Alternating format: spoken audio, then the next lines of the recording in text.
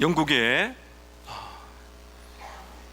위대한 설교자인 로이 존스 목사님은 오늘 본문을 가지고 이런 글을 남겼습니다. 우리가 오늘 읽은 이 본문은 예수를 믿는 성도로서 가질 수 있는 체험 중에서 최상급이다. 다시 말하면 예수를 믿는 사람이 경험할 수 있는 최고의 성숙한 자의 모습 중에 하나와 같다, 이렇게 말을 합니다. 오늘 여러분 말씀 보시게 되면요, 11절 하반절에 보시면은 어떠한 형편에든지 나는 자족하기를 배웠다. 그리고 12절에 나는 비천에 처할 줄도 알고 풍부에 처할 줄도 알아. 모든 일, 배부름과 배고픔과 풍부와 궁핍에도 처할 줄 아는 일체의 비결을 배웠다. 내 인생에 어떠한 일이 일어난다 할지라도 나는 만족하며 삽니다. 여러분 어떻게 들리십니까? 오늘 말씀 핵심이 이것입니다. 만족입니다. 자족이란 것은 스스로 만족한다는 것인데, 오늘 우리는 이 말씀을 좀 볼 거예요. 만족한다, 자족한다, 기뻐하며 살아간다, 참 쉽지가 않습니다. 오늘 이 빌립보서를 쓰고 있는 이 바울은 로마 감옥에서 죄수의 몸으로 있습니다.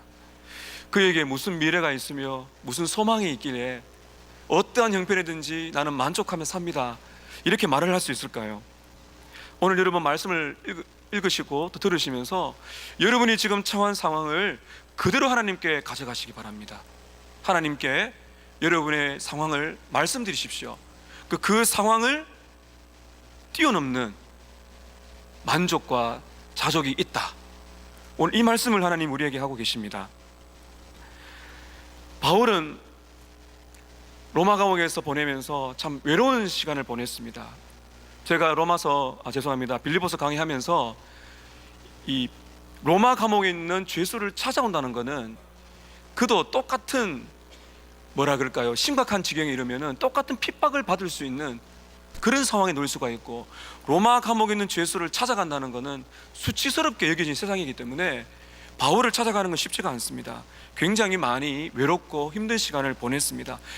기도하고 찾아왔던 많은 교회 성도들이 떠나갔는데요, 10절을 보시게 되면 바울이 이렇게 말합니다. 내가 주 안에서 크게 기뻐한다. 기뻐한다는 단어가 이제 마지막으로 쓰이고 있습니다. 빌립보서에서 16번이 쓰고 있는데 얼마나 기쁨이 막 차고 넘치는지 나는 크게 기뻐합니다, 이렇게 말하면서 왜 기뻐하는지를 계속 말하고 있습니다. 내가 주 안에서 크게 기뻐하면 너희가 나를 생각하던 것이 이제 다시 싹이 났다. 싹이 났다는 것은 겨울철을 지나서 봄이 되면 새싹이 돋는 것이죠. 시간에 따라서 약 6, 7년 전이나 약 10년 전에 이 빌립보 교회가 이 바울을 물질로, 헌금으로 섬겼던 그런 기록이 있습니다. 그런데 이 당시에 유럽에 상당한 가뭄과 또 가난이 몰아와서 빌립보 성도들도 굉장히 어려운 시간을 보냈습니다. 그래서 잊었는가 생각했더니 오늘 말씀 보시게 되면 너희들이 나를 생각을 했지만은 기회가 없었다. 가난과 어려움과 여러 환경 때문에 바울을 찾아올 수 없었지만은 이들에게는 바울을 잊지 않고 에바브로디도를 통해서 헌금을 하고 물질로 도와주신 것입니다. 이 당시의 감옥에는 돈이 있어야 옷도 입고 또 먹을 수 있기 때문에 바울은 굉장히 이제 기뻐한 것이죠. 이들의 마음에 대한 감사와 고마움을 가지고 있습니다. 그런데 11절 넘어가게 되면 바울이 이런 말을 합니다. 내가 궁핍함으로 너희들에게 말하는 것이 아니다. 내가 돈이 없어가지고, 내가 입을 것이 없어가지고 여러분들이 헌금을 가져와서 그것 때문에 내가 진짜 기뻐하는 것이 아니다. 물론 바울은 감사하고 있어요. 고맙고 그들의 마음과 그들의 방문을 너무나 고마워하고 있지만은 지금 이제 우리가 봐야 될 것은 이렇게 말합니다. 내가 궁핍함으로 말하는 것이 아니다. 이상하잖아요. 지금 바울은 궁핍합니다. 돈이 없습니다. 음식이 모자랍니다. 옷도 좋은 옷이 아닙니다. 그런데 물질을 가지고 찾아왔는데 바울은 이상한 말을 합니다. 온 것은 감사한데 내 안에 있는 특별한 비밀을 말하고 싶은데 내가 궁핍하기 때문에 너희들이 헌금을 가져와서 기뻐하지만 진짜 나의 기쁨은 다른 곳에 있다, 이렇게 오해를 할까봐 진심을 말을 하고 있는 것입니다. 11절 다시 보십시오. 내가 궁핍함으로 말하는 것이 아니니라. 어떠한 형편이든지 나는 무엇을 배웠다고요? 자족하기를 배웠다. 오늘 이 말씀 여러분께 하려고 합니다. 바울은 궁핍하기 때문에, 가난하기 때문에, 어렵기 때문에 이렇게 말하는 것이 아니고, 비록 사랑하는 친구들이 있지 않고 물질을 도왔지만은 진짜 기쁨은 다른 곳에 있다 하면서 오늘 우리에게 만족할 수 있는 비결을 우리에게 밝히고 있습니다. 사랑하는 성도 여러분, 오늘 여러분께서 바울의 고백을 들으십시오. 저와 여러분이 어떠한 형편에 있든지 하나님이 아십니다. 그리고 어떤 형편에 있든지 여러분께서는 만족을 누릴 수가 있습니다. 이것이 성경의 약속입니다. 오늘 저는 이 자족이라 만족이라는 단어를 가지고 그 두 가지를 여러분께 말씀을 드리려고 합니다. 첫 번째는 이 자족이라는 것이 무엇인가 하는 것입니다. 두 번째는 자족할 수 있는 방법이 무엇인가. 어렵지 않죠? 자족이라는 것이 무엇인가. 두 번째는 자족할 수 있는 방법이 무엇인가. 첫 번째입니다. 신앙의 비밀이 있는데 자족한다는 것입니다. 이 자족이 무엇일까요? 말 그대로 내가 스스로 만족한다는 겁니다. 디모데전서 6장 8절에 보면은 바울이 이런 말을 합니다. 자족하는 마음이 있으면은 경건은 큰 이익이 되느니라. 우리가 먹을 것과 입을 것이 있은즉 족한 줄로 알 것이니라. 먹을 것과 입을 것이 있는데 내가 족하다고 여겨지면은 신앙생활에 큰 이득이 있다, 이렇게 말을 합니다. 히브리서 13장 5절입니다. 돈을 사랑하지 말고 있는 바를 족한 줄로 알라. 그가 친히 말씀하시기를 내가 결코 너희를 버리지 아니하고 너희를 떠나지 아니하리라. 이것이 자족입니다. 사도 바울은 어떤 환경에서 이렇게 스스로 만족을 누렸을까요? 여러분 11절 다시 보실까요? 내가 궁핍함으로 말하는 것이 아니라, 그 다음입니다. 어떠한 형편이든지 자족한다는 겁니다. 그 어떤 형편이 12절에는 구체적으로 말합니다. 12절 보십시오. 내가 비천에 처할 줄도 안다. 비천이라는 것은 낮아졌다는 것입니다. 빌립보서 2장 8절에 보면 예수님이 자신을 낮추셨다, 비천한 자리에 내려갔다는 거예요. 구체적으로는 알 수 없지만은 여러분, 예를 들면은 건강이 좋지 않다든지 물질적인 어려움을 가졌다든지 그가 누렸던 지구에서 떠났다든지, 그리고 세상 사람들 볼 때 굉장히 좀 낮아진 상태, 그런 비천한 상태를 말할 수가 있습니다. 그 반면에 그는 풍부에 처할 줄도 알아. 사람들에게 존경을 받는 자리, 인정을 받는 자리, 아 참 성공했네 라고 말할 수 있는 그런 자리에도 바울은 경험을 해봤다는 것입니다. 그리고 모든 일 곧 배부름과 배고픔, 바울은 이 배고픔과 배부름이 뭔지, 이 가난과 부유함도 경험해 보았고요. 이 모든 것을 통틀어서 12절 마지막에 보면 풍부와 궁핍이라고 말하고 있습니다. 바울은 인생을 두 극단으로 말합니다. 풍부할 때, 잘 나갈 때, 사람들이 생각할 때 아 참 괜찮네요 라고 말하는 그런 상황도 있을 수가 있고, 상대적으로 극단적으로 비어있고 상실되고 어렵고 아프고 무엇인가를 잃어버리는 그러한 상황도 있을 수가 있다는 것입니다. 바울은 이러한 상황 속에서 자기는 이러한 모든 환경조차 초월할 수 있는 그런 만족을 자기가 누렸다, 이렇게 말합니다. 여러분 어떠십니까? 너무 이상적이지 않습니까? 이런 삶이 우리에게 가능할까요? 이 자족이라는 단어는 바울만 쓴 것이 아닙니다. 이 땅에는 사람들이 다 씁니다. 만족한다는 것이죠. 아 저는 만족합니다, 이런 말을 흔히 합니다. 이 당시에 빌보스를 쓰던 이 당시에 이 철학자들, 스토아 하파라가 있는데요, 그 사람들은 이 사람이 가질 수 있는 최고의 덕목이 무엇인가 하면 바로 여기 말한 자족이라고 가르친 것입니다. 그들은 말을 합니다. 외적인 조건이 어떻든지, 경제적인 여건이 어떻든지 마음의 평안을 잃어버리지 않아야 된다. 그래서 그들은 말합니다. 최대한 감정을 억누르라. 감정을 억누르고 괜찮습니다, 상관없어요, I don't care, 아 별것 아니에요, 이렇게 말을 하라고 가르칩니다. 여러분 잘 들어보십시오. 사도 바울이 이 당시에 자족이라는 단어를 썼을 때 많은 사람들은 이렇게 이해했다는 것이죠. 철학자들은 말합니다. 감정을 억제해라. 슬픔을 꽉 눌러라. 그리고 괜찮아요, 상관없어요 라고 말을 하라. 이렇게 말하는 사람을 강하다고 여겼던 철학이 유행을 했습니다. 일종의 자기 수양이라고 할 수가 있죠. 내 의지로 통제할 수 있다는 것입니다. 감정을 눌러야 돼. 괜찮아질 거야. 나는 상관하지 않아. 이러면서 자기의 덕을 쌓는 것이죠. 그래서 이 사람들은요, 일자리를 잃어도 안 슬프세요 말하면 나 괜찮아요. 가족이 세상을 떠나면 안 힘드세요 물으면은 난 괜찮아요 이렇게 말을 합니다. 여러분, 일자리를 잃으시면 괜찮습니까? 속으로 대답해 보세요. 갑자기 여러분 심각한 질병에 걸리면 괜찮습니까? 사랑하는 가족 중에 한 사람이 세상을 떠났을 때 괜찮습니까? 자녀 중에 심각한 장애를 앓을 때 괜찮습니까? 감정을 억눌러야 됩니까? 여러분, 성경을 보시면요, 바울 서신이나 시편이나 선지자들도 고통을 하나님께 말씀을 드렸어요. 감정을 배제하지 않습니다. 우리 기독교는 감정을 억누르는 것이 아니에요. 하나님 힘들어요, 하나님 너무나 마음이 아파요. 시편을 읽어보세요. 얼마나 감정이 예민하고 그 감정을 하나님께 쏟아냅니다. 감정을 억누르는 것은 바른 자족이 아닙니다. 이 철학자들이 왜 그렇게 말을 했을까요?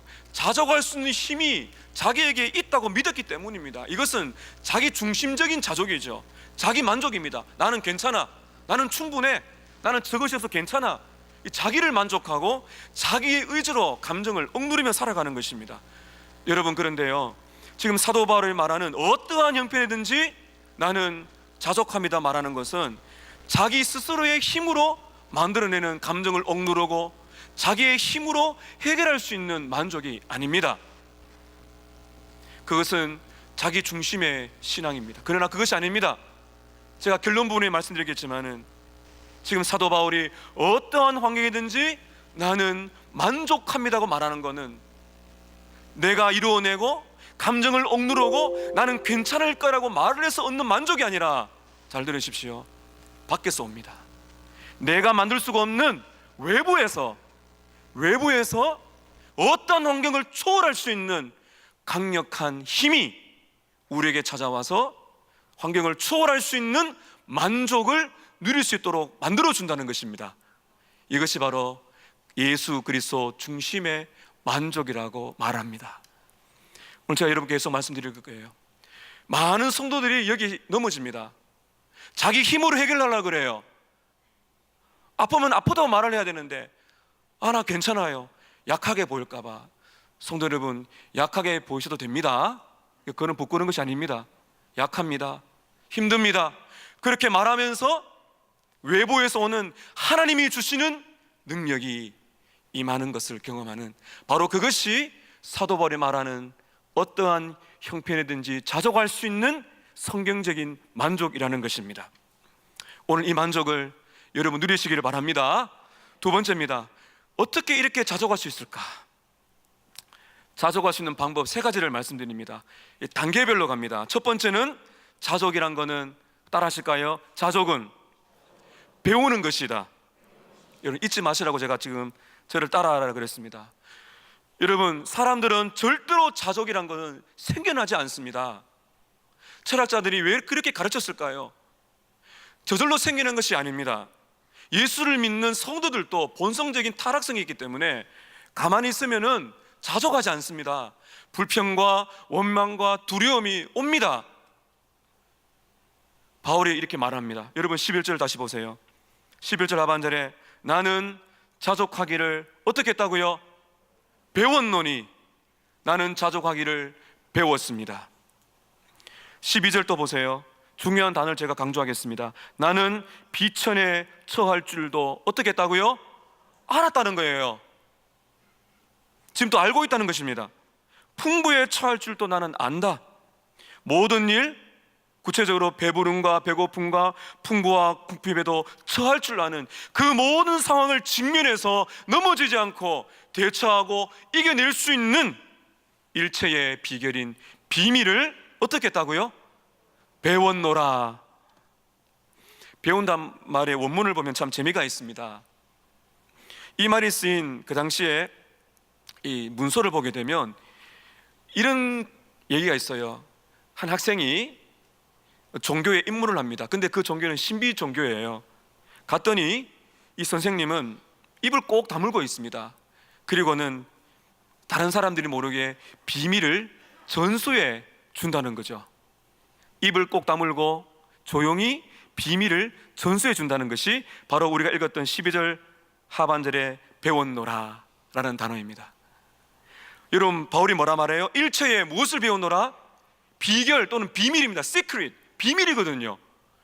자기가 몰랐는데요, 인생을 살아보고 풍부와 궁핍과 가난과 고통과 질병을 겪어보고 나니까 비밀을 발견했다는 거예요. 근데 그 비밀은 마치 하나님께서 조용하게 불러가지고 입을 꼭 다문 채 내 귀에 속삭이듯이, 바울에게 속삭이듯이 이 모든 어려움을 이겨낼 수 있는 비밀을 전수해 준다. 이 배웠다는 말은 전수를 받았다는 것입니다. 그래서 여러분, 바울이 이렇게 배웠다라고 말하고 있는 것이죠. 쉽게 말하면 하나님으로부터 특별 과외를 받았다는 것입니다. 마태복음 11장 29절에 말합니다. 너희는 내게로 와서 나의 멍에를 메고 내게 배우라. 배우라고 말합니다. 예수님도 이 땅에 살아계실 때 배우셨습니다. 히브리서 5장 8절에 그가 아들이실지라도 고난으로 순종함을 배웠다는 것입니다. 우리에게 모범을 보이신 것이죠. 성도 여러분, 자족할 수 있는 거 쉽지 않습니다. 어떤 환경에 있든지 내가 만들어내는 것이 아니라 외부의 힘이 들어와서 어떤 환경이든지 내가 만족할 수 있는 비밀은 그냥 생기지 않습니다. 여러분, 배우셔야 됩니다. 훈련을 받으셔야 됩니다. 그래야 저와 여러분이 진짜 예수를 믿는 맛을 알고 성숙한 진짜 예수를 믿는 사람으로 살아갈 수가 있는 것입니다. 자족할 수 있는 방법 두 번째입니다. 자족은 배우는 것이며, 두 번째입니다. 자족은 환경을 통하여 배운다는 것입니다. 환경을 통해서. 11절 다시 보세요. 어떠한 형편이든지, 오늘 여러분들이 어떤 환경에 있든지 그 모든 환경을 다 포함이 되는 것입니다. 12절 제가 다시 읽을게요. 나는 비천에 처할 줄 알았다. 사도 바울은 예수 믿기 전에 최고의 학자였습니다. 최고의 가문에 존경받는 사람이었는데 그가 예수를 믿고 나서 복음 전도자가 되었더니 비천해집니다. 아무도 알아주지 않습니다. 핍박밖에 없습니다. 그는 비천을 경험했고요, 풍부를 또한 경험했습니다. 인정해 주는 것도 경험해 보았습니다. 배부름, 배고픔, 풍부, 궁핍, 경제적인 압박, 질병, 어려움, 또 건강, 또 풍요로움, 이런 것을 다 다양하게 그가 경험해 보았습니다.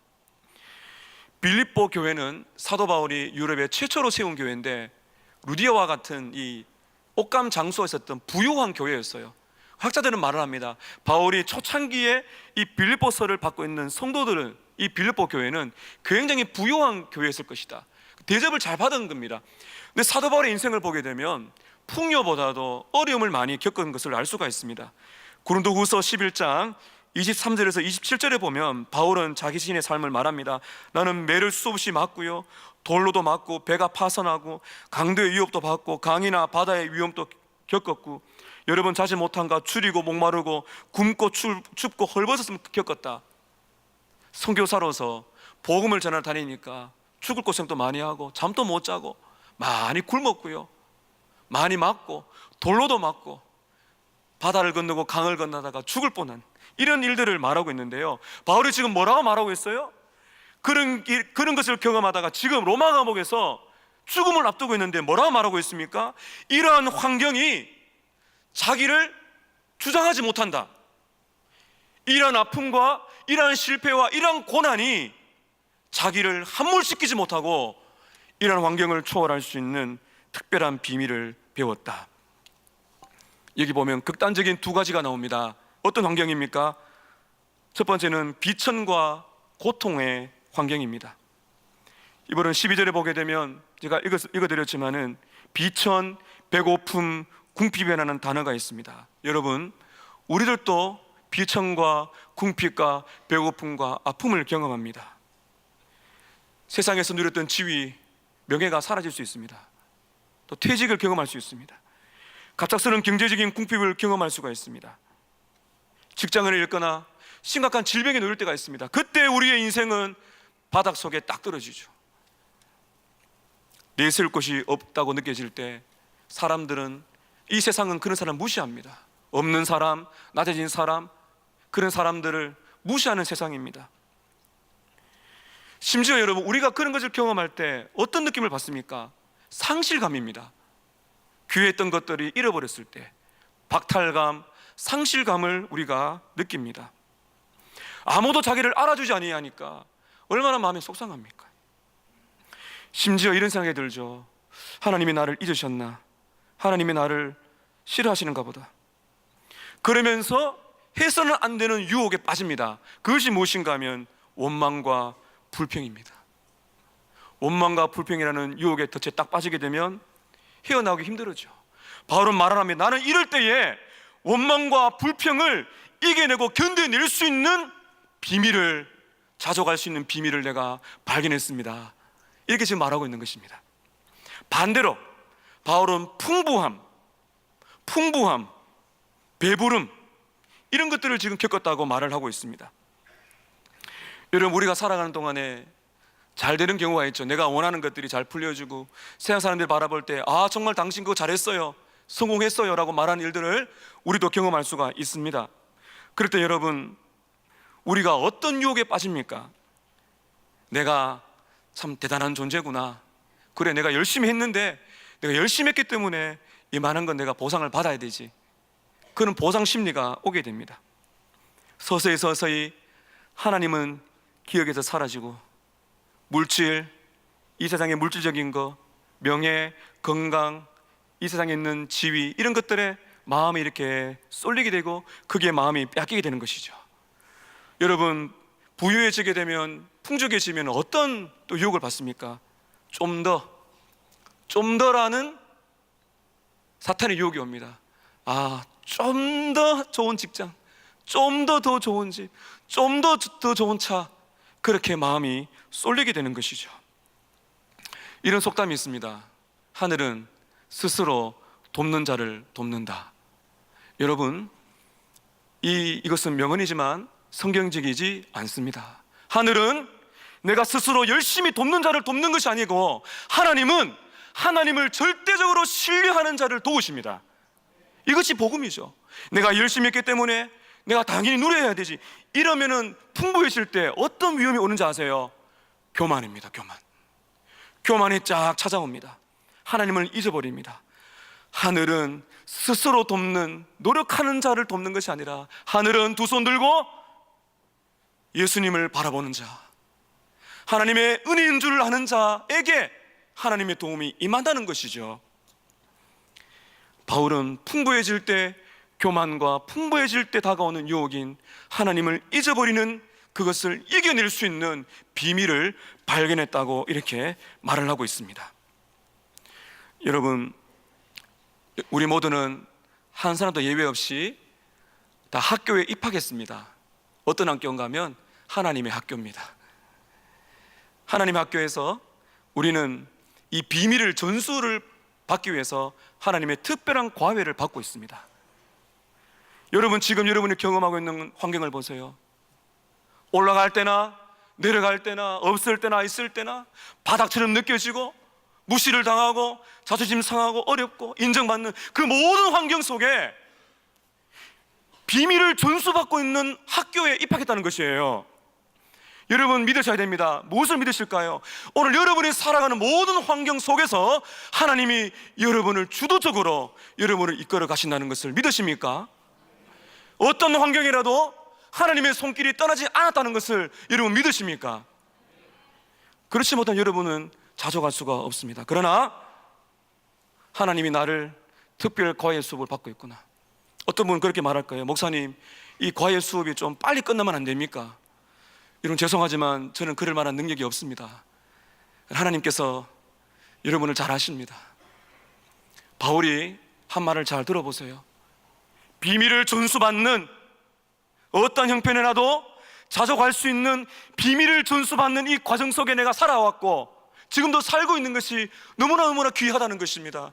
그러므로 사랑하는 성도 여러분, 오늘 여러분들이 어떠한 형편에 있든지 하나님의 학교에서 비밀을 전수받고 있는 상황이다. 어떤 분들은 이미 전수를 받으셨어요. 그 기쁨을, 만족을 누리는 분이 계세요. 어떤 분들은 갈등하십니다. 하나님께서는 특별 과외를 통하여 예수님은 빌립보 2장 8절처럼 자기를 낮추신 것처럼 때로는 우리를 낮추시는 때도 있습니다. 그 모든 환경을 통하여서 우리는 마침내 자족하기를 배우는 이 모든 환경 속에 우리가 있다는 것을 여러분이 믿으셔야 이 자족을 여러분의 것으로 경험할 수가 있는 것입니다. 우리는 어떻게 자족할 수 있나요? 자족은 배우는 것입니다. 두 번째는 자족은 환경을 통해서 배웁니다. 세 번째, 제일 중요합니다. 자족은 그리스도 안에서 배웁니다. 13절 함께 읽으실까요? 시작.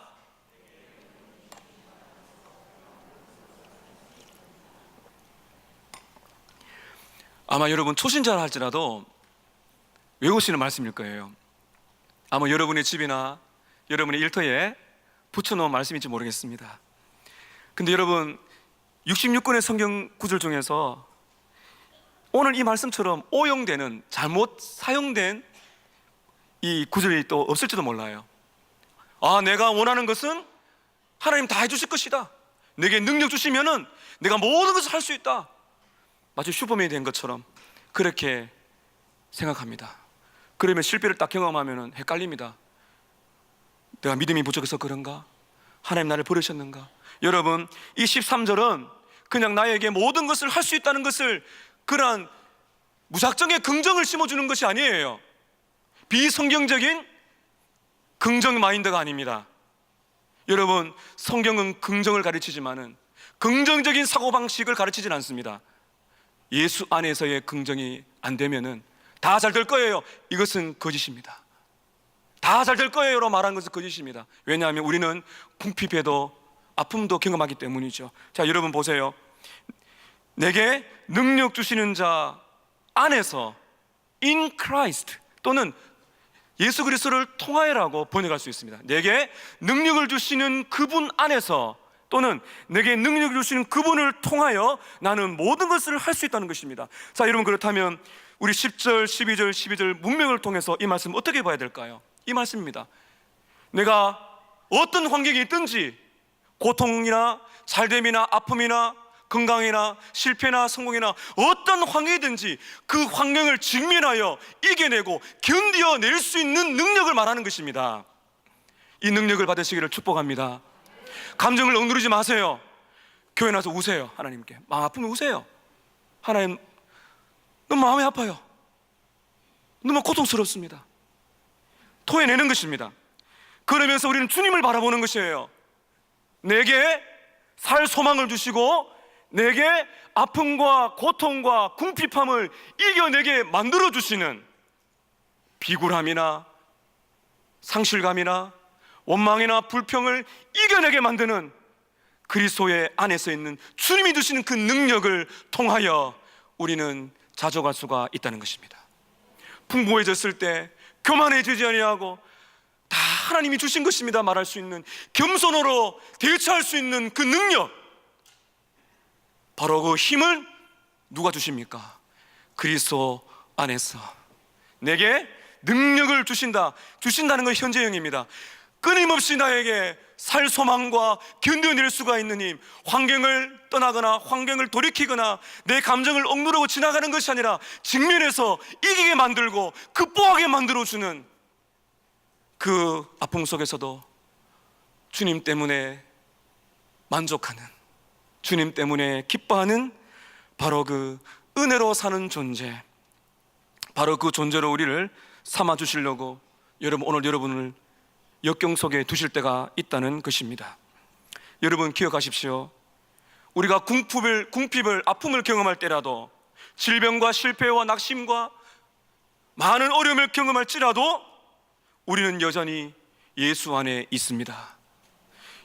여러분이 참된 신자라면 여러분이 궁핍할지라도, 실패와 낙심과 경제적인 어려움을 겪을지라도 여러분들은 그리스도 안에 있습니다. 또 부요를 경험할 때에도 하나님이 여러분들 버리려고 부요를 주시는 것이 아니라 그리스도 안에서 만족하고 주를 위해 살아갈 수 있도록 만들어주기 위해서 여러분은 부요를 주신 것이라는 것을 아셔야 되는 것입니다. 여러분, 자족은 내가 만들어낸 것이 아니에요. 그러므로 환경에서 눈을 떼시고 여러분 주를 보십시오. 우리의 문제가 뭔지 아십니까? 기프트를 좋아합니다. 선물을 너무 좋아합니다. 선물은 좋은 것이죠. 하나님 우리에게 주신 선물이 얼마나 많습니까? 오늘 우리가 누리고 있는 모든 게 다 선물입니다. 그런데 문제는 그 기프트의 모든 마음을 빼앗기는 거예요. 기프트가 중요한 것이 아니라, 선물이 중요한 것이 아니라 그것을 주신 기브, 우리에게 오늘도 살 소망과 살아갈 수 있는 공기와 물질과 건강과 그것이 크든 작든 간에 그것을 주신 기브 하나님을 집중하지 아니하면 우리는 절대로 만족할 수가 없습니다. 여러분, 선물입니까? 선물을 주신 하나님입니까? 그것을 가르치기 위해서 저와 여러분을 하나님께서는 하나님의 학교로 우리를 보내어 이 비밀을 전수하고자 하시는 것입니다. 구약의 하박국의 고백을 들어보실까요? 하박국서 3장 17절 18절에 이렇게 하박국은 말합니다. 비록 무화과 나무가 무성하지 못하며 포도나무에 열매가 없으며 감람나무에 소출이 없으며 밭에 먹을 것이 없으며 우리의 양이 없으며 외양간에 소가 없을지라도, 왜 이렇게 없으며 없는 것만 말하는지 읽을 때마다 힘이 들죠. 무화과 나무, 포도나무, 감람나무, 먹을 것, 우리의 양, 외양간의 소는요, 그 당시에 부의 상징입니다.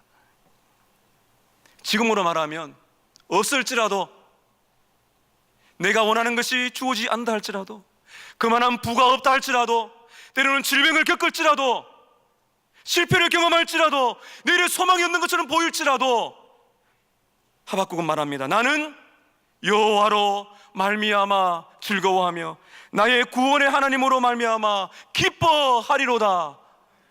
이것이 복음입니다. 많은 분들이 이렇게 말합니다. 목사님, 그리스도 안에 있다는 것이 뭐가 그래 좋습니까? 좀 손에 좀 쥐어주세요. 여러분, 그리스도가 어떤 분이십니까? 그리스도는 여러분을 사랑하셔서 여러분을 대신하여 십자가에서 죽으시고 모든 것을 내어주셨습니다. 그리스도 안에 있는 것이 얼마나 부유한지를 모르기 때문에 오늘 우리가 비천하게 살아가는 거예요. 그 그리스도 안에 있다는 것이 얼마나 큰 행복인지를 모르기 때문에 하나님께서는 때로는 우리를 고통의 순간에 두실 때가 있다는 것입니다. 여러분께 묻고 싶습니다. 무화과 나무입니까? 하나님입니까? 포도나무입니까? 하나님입니까? 밭의 소출입니까? 하나님입니까? 우리의 양과 송아지입니까? 하나님입니까? 우리식으로 말해 보십시다. 건강입니까? 하나님입니까? 물질입니까? 하나님입니까? 직장입니까? 하나님입니까? 돈입니까? 하나님입니까? 결혼입니까? 하나님입니까? 하나님은 우리에게 그것을 물으십니까? 물으십니다. 비록 없을지라도 일체의 비결이 무엇인가요? 어떤 환경이라도 찾아갈 수 있는 비결이 무엇입니까? 바로 지금 그것을 말하는 것입니다. 그리스도 안에 있을 때만 가능하다는 것입니다. 여러분, 기억하십시오. 우리가 예수 그리스도를, 십자가를 가장 만족할 때, 예수 그리스도를 가장 만족하고 가장 기뻐할 때 우리는 어떤 형편이든지 자족할 수가 있습니다.